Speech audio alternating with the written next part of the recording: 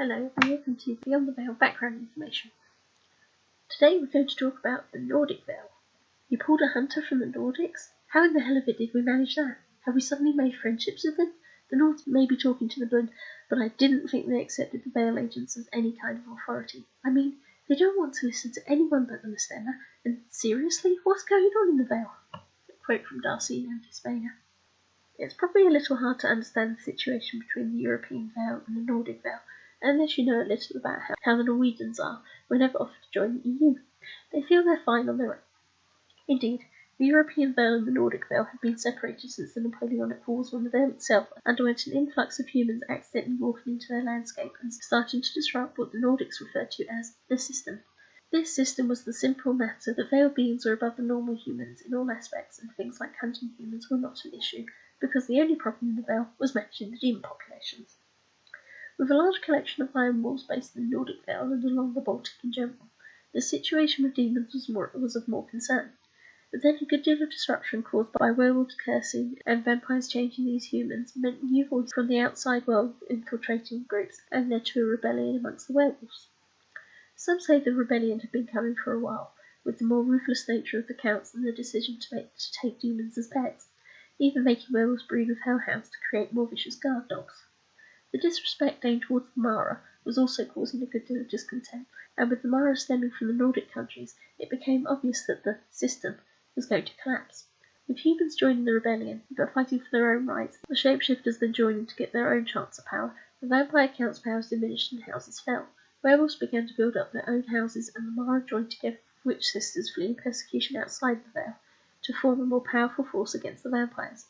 The situation was widespread in Europe, but in both countries the vampires were able to subdue the werewolves. However, in the Baltic, the Iron Wolves aided in the rebellion, and the higher prevalence of Mara in the Nordic countries meant they kept fighting.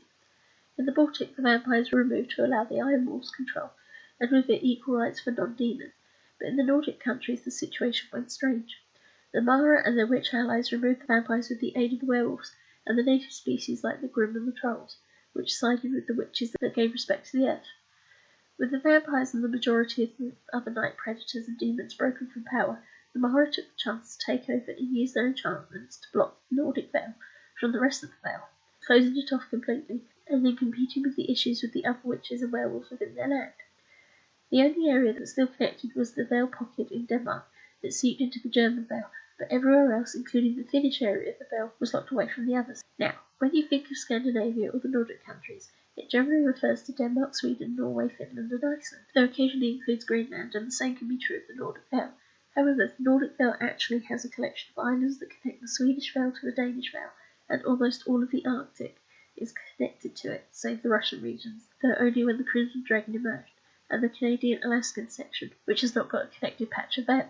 The veil within this area is actually not the Arctic ice and snow realms you might imagine, but a constant coat of forest, as if the tiger smothered the entire top of the world. No one is quite sure why this occurred in the Veil, but during winter the regions there freeze. But even when you see cities within the Nordic countries outside of the Veil, only Denmark's Veil has modern buildings and cities.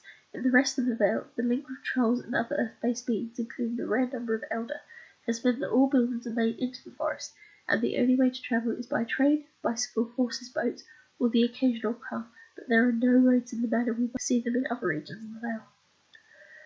It's thought that, after the Nordic Veil closed off, the constant battle between the Mara and the witches meant that Denmark's link to the German Veil was the only reason they were able to modernise. But for over 100 years, the Nordic Veil remained locked into the same lifestyle from the late 18th century, with only the castles of the witches developing. This is thought to be because the Iron Wolves in Denmark were able to deal with the Mara within the landscape, and they did go into the Swedish Veil eventually to try to help, but like with the Iron Wolves around the Veil, all of them would be culled down to just the Muller family.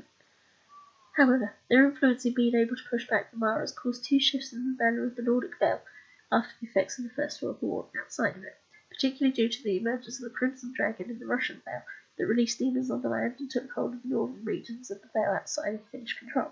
These two shifts happened on either side. The dark side, the Mara, who pulled the rogue demons into contracts with them and began to build up their resistance to battle them more. The second shift came from the Teutons left within the Nordic Veil, and the witches meeting with the Amphisbaena, who tried to encourage them to break magic and link back to the European Veil.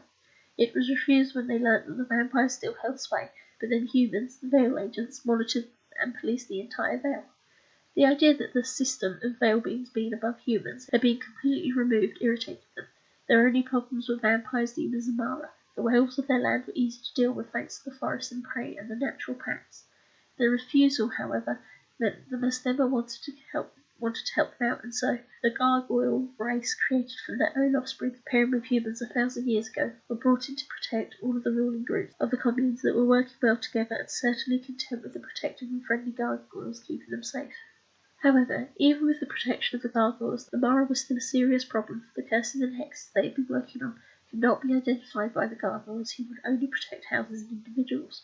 The need to protect the commune meant that several of the more scientifically natured members of the Veil community began to start collecting demons in secret, making deals and then using their technology to create something they should never have created.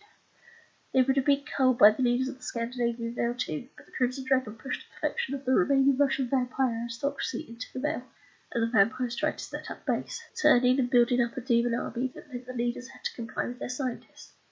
As the science of the Nordic Veil outshone that of the European Veil, and the world beyond it, they created an army of cloned individuals thanks to the demon technology, a group that would only ever be known as hunters. These removed the vampire threat and worked against the demon threat too, pushing into the Red Veil of the Russian territories in the 60s, and coming into contact with something none of them were prepared for, the Vampire King. Though the hunters and their developments will be discussed in the creatures section, their meeting with Malvolio Viper led to an unexpected situation, with them actually working together to take down some demons and allow Veil beings to escape into the European Veil. Though the hunters were not sure how to react at first, their witch controller held them from killing Malvolio and made the first contact with the European Veil. From that point, through the German Bund, the Nordic Veil began to aid in the removal of the demons in the Red Veil, and aided the eventual breakdown of the Red Veil spell, and the killing of the dragon enabled the Veils to mingle better and allow friendship and connections back with the Howling and the Coven. It was a difficult friendship, still slow, and has meant a lot of conversation with the Vampire King and the Bund, but very little interaction with the other groups throughout Europe, although into the noughties they began to show interest in the United Kingdom.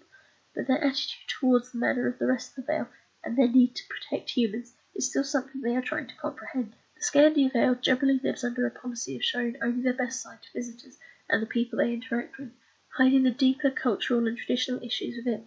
These issues include updating laws to accept gender rights, sexual rights, and indeed actually taking consent into cases of rape, not to mention a high prevalence of alcoholism and spousal abuse runs riot amongst species like the Berserker and the Valkyrie that are given high status in the Nordic Veil. These are issues that are constantly being worked within the different regions of the Nordic Veil, trying to update but finding that their highly traditional cultures mean more work has to be done by the younger generations, with LGBTQ+ communities within the Nordic Veil fighting the most, not just for their rights but for everyone else who want to be just like the rest of the Veil. Of course, the other Veil organisations are working hard with them, and the return of the Iron Wolves could be the shift the system needs. But it is a difficult system to work with, not to mention working with the rest of the Veil. But things are changing. But for a country locked away for so long, set in its ways of not being dictated to by other sources that can't always accept their don't ask, don't tell sociology, it's still difficult. Of course, Iceland, Greenland and Finland have made remarkable improvements within the period of the noughties and are considered far more ahead than their landlocked counterparts. Thank you for listening.